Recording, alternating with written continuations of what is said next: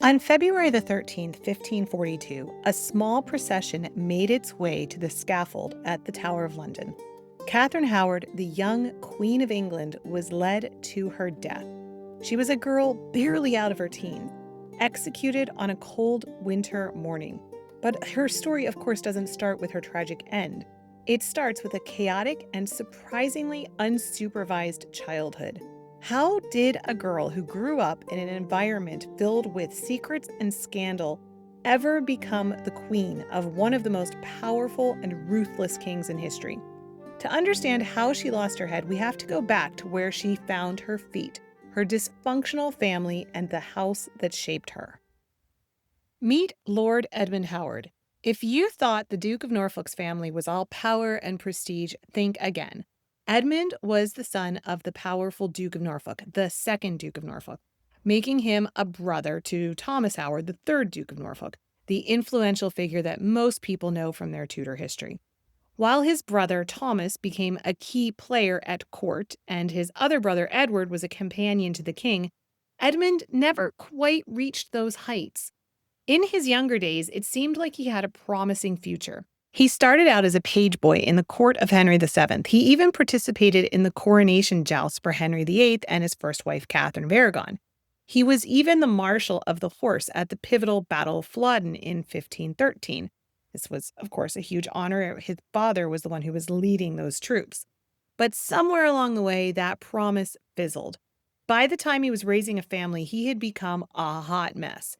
A chronic screw-up, really. He had no land of his own, he was constantly in debt, and he just couldn't hold things together. He spent his first wife's inheritance so recklessly that he had to flee abroad to escape his creditors. This is the guy who fathered Catherine.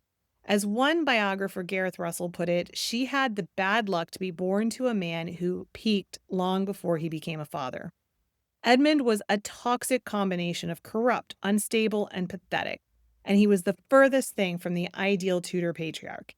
He had the physical ability of his brothers, but utterly lacked their political instincts and financial acumen. Catherine's mother was Joyce Culpeper, and yes, for those of you already wondering, she was related to Thomas Culpeper, the man that Catherine would later be accused of having an affair with in her marriage to the king.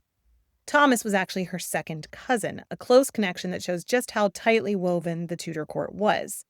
Joyce died when Catherine was very young, likely around 1528, and this left Catherine in a truly difficult position. Her mother was gone, her father was financially unstable, a failure who had already run through his first wife's inheritance. Edmund would go on to have two more wives, but he was in no position to properly raise a daughter. Catherine was, in a sense, an orphan. Given his financial struggles and general ineptitude, Edmund couldn't properly provide for his children. Instead, Catherine was sent to live with her step-grandmother, the Dowager Duchess of Norfolk, at her sprawling household at Lambeth. Now, this wasn't a punishment. It was common practice for noble families. It was like an unofficial boarding school. But the Duchess's household was unlike any other. While a typical Tudor upbringing was strict, rigid, and intensely focused on decorum and piety, Lambeth was the opposite. It was a playground of unsupervised teenagers and young adults with little oversight and a ton of freedom. And this was the environment that would shape Katherine Howard, and it was a direct consequence of her father's failures. So picture Lambeth, picture the Dowager Duchess's house. It was a huge manor filled with dozens of young noble women and squires. The Duchess herself was old. She was often away, leaving the household staff more focused on their own affairs than on the young people in their care. And the result was a dangerously lax environment where young men and women roamed freely. And this is where Catherine's secrets began to pile up. The two most important names from this period are Henry Mannix and Francis Derham. Mannix was a music teacher in the household. He was the first to take advantage of Catherine's unsupervised state. The details are sordid, and I'm not going to go into all of them here, but what's key is that he was far too familiar with a young girl that he was supposed to be instructing. Then came Francis Derham, a dashing squire and a relative of Catherine's. Their relationship went far beyond mere flirtation. They apparently became lovers in a time when a woman's honor was everything. Catherine and Francis were intimate. He even called her my wife, and he gave her a ring. a detail that would later become a huge problem for the young queen. The Duchess and her staff were either blissfully unaware or simply looked the other way. This wasn't just a secret love affair, it was a secret that would become a ticking time bomb, and it was all fostered by the complete and utter lack of supervision in the house.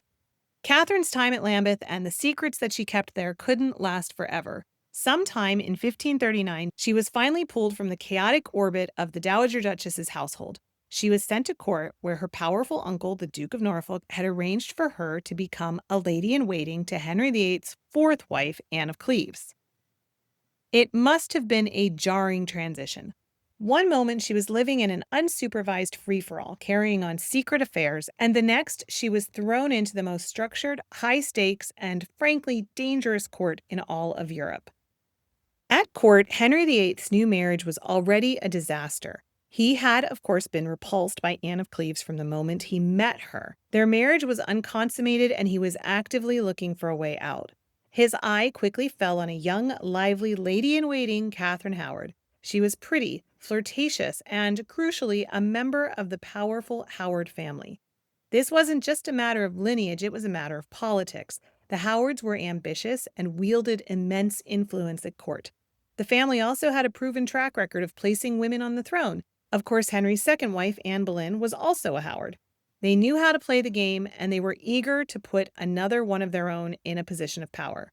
Catherine wasn't just a fun new face, she was a strategic pawn in the Howard family's political ambitions, and the perfect opportunity for Henry to discard the wife that he despised. He was completely unaware of the secrets that she carried from Lambeth, and she had no reason to volunteer them. And of course, as we all know, Catherine's rise was as swift as it was unexpected. She was a queen by the summer of 1540, but her past was not content to stay in the past. Henry Manox and Francis Derham, the men she had known in Lambeth, were now a problem. Derham even reappeared at court, hoping to get a position. The ticking time bomb of her past was suddenly ticking very loudly. When the secrets were finally revealed, the king was not just angry, he was devastated and felt deeply betrayed.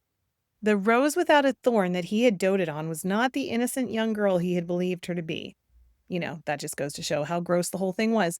But Catherine's story is a powerful reminder that our past actions and the environments that shape us don't just disappear.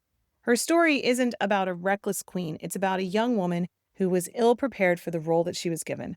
And her tragic downfall wasn't just a consequence of her own actions at court, but a direct result of the chaotic, unguided youth she had at Lambeth, a youth where no one was watching and no one was guiding her. Her personal chaos became a public tragedy, and in the end, it cost her everything. So, what do you think? Did Katherine Howard stand a chance at all, given the hand she was dealt? Her story is one of the most tragic in Tudor history, but it's a story that tells us more about the chaos and political maneuvering of the time than it does about her character. So I hope that you enjoyed this video. If you did, you know what I'm going to say. I sure would appreciate a press of that like button. It helps to feed the algorithm and get our content to even more people. And I hope I earned your subscription to my channel, where I put out videos like this on the regular. Thanks so much for being here and for listening, my friend. I will be back again very soon. Have an amazing day.